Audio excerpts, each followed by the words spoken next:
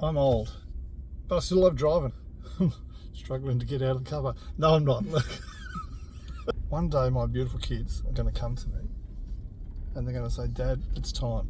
And they're not talking about dyeing my hair and getting rid of this grey. What they are going to say is that it's time to give up my licence, that my skills are no longer good enough, safe enough to be out there on the road. I think I'm 38. I always have. I've thought I'm 38 for the whole of my life. So I think that I've still got the skills and physical ability of a 38-year-old, but I don't think that that's true anymore. Well, that's me turning the windscreen wipers on. Look, I know I'm a good driver. So coming to me and saying, look, that's not true anymore, to try and change something that I've believed my whole life, that's going to come as a big shock.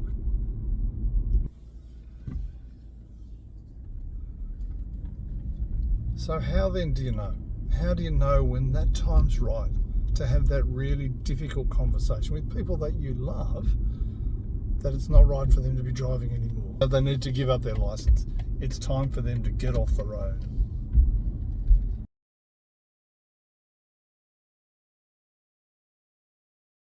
Look, this is about saving lives. It's about saving the lives of the people you love, your parents, your oldies, your grandparents who are driving, maybe shouldn't be. And it's about saving the lives of the people that they share the road with.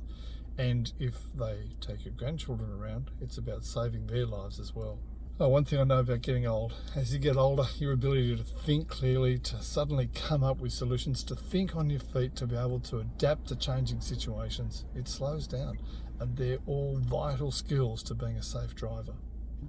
If you love watching the Formula One, you've probably noticed that there's not too many 80-year-olds who are doing a shoey on the rostrum celebrating the World Championship.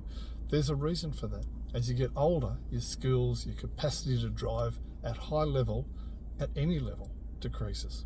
So what are the signs then? What are the telltale signs that mum or dad may no longer be safe on the road? One good way to assess their capacity to drive is how do they go in the shopping centre?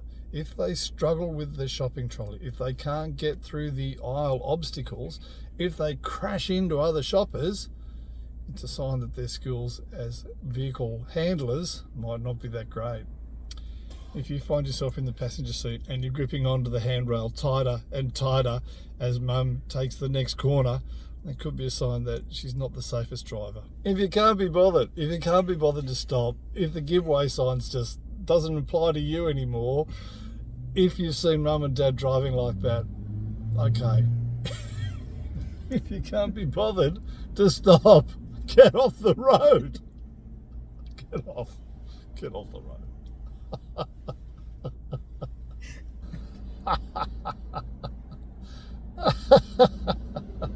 You've got to have a laugh when you're doing the video, haven't you? If they don't know what's going on. When I'm riding my motorbike, I'm doing a lot of things to make sure I know what's happening around me, what the cars around me are doing, what they're likely to do next. If you can't get your head over your shoulder to do a head check, then you're probably not going to be that safe on the road. Look, there's some stereotypes, of course. Oldies always in the slow lane driving too slow. Oldies in the fast lane driving too slow. But sometimes that's the reality, that those people just are unable or too scared to change lanes or to change speed or to keep up with the traffic. If you're nodding your head to some of the points that I'm raising, then I think it's time to start having the next big discussion with your oldies. Knowing that your dad or your mum or your grandparents aren't that safe on the road is one thing. You probably already have some pretty good idea about what their driving capacity is, but having a discussion with them about getting off the road is an entirely different matter. You love them, they've supported you throughout your whole life. This is going to be a really tough sell to have a really tough discussion about changing their entire life. It's a massive loss to give up that mobility, to give up the potential to move around in a modern city. It's a grief, it's a terrible loss. That's what they're facing. But at the end of the day, it's about saving lives, saving their lives, saving your lives, maybe even saving your children's lives. The first stage in having that discussion with elderly drivers is about getting yourself in the right mind space anger, demanding, hiding their car keys, these steps are not going to lead to a long-term happy outcome. You need to be able to put yourself in their shoes. What would it be like? What would that be like for you if you had to give up your mobility, if you had to give up your car keys? How's it going to be for them when they've relied on their car for such a long time? Like all things, you don't want to start at the deep end. You don't just want to come to them and say, it's time, get off the road, Granddad. You need to start having an ongoing discussion about change. Ask them questions about their lives. What are the things that they find difficult? What are the things that you could help them with to make their life a little easier as they get older? From tools that would open a jar to seats that stand you up. There's plenty of aids out there that are going to help them in their lives. Having that discussion about what things they need, how their life might change, works you up to having the big topic about time to get off the road. So that's an ongoing process. Once you start that discussion about change and show that you're supporting them, that you're trying to help them to make their lives a little bit easier, then you're getting step by step a little bit closer to be able to having the really big discussions like it's time to get off the road. So this is a really tough one. You've got to make sure that everybody else in the family is on the same page. If you think Dad's a terrible driver, but your sister doesn't, guess who Dad's going to listen to?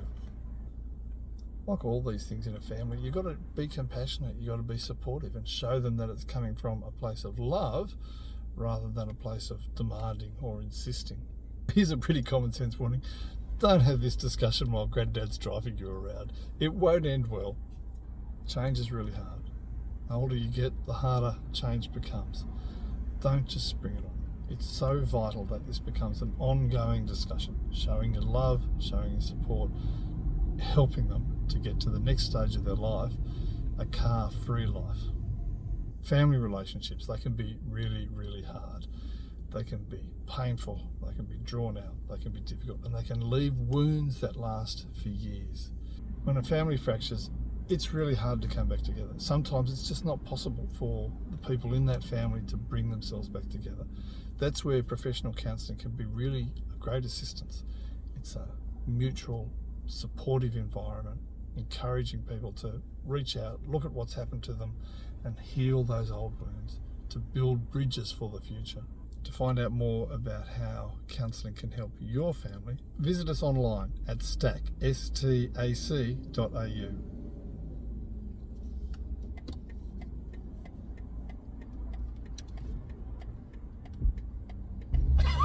Almost died then.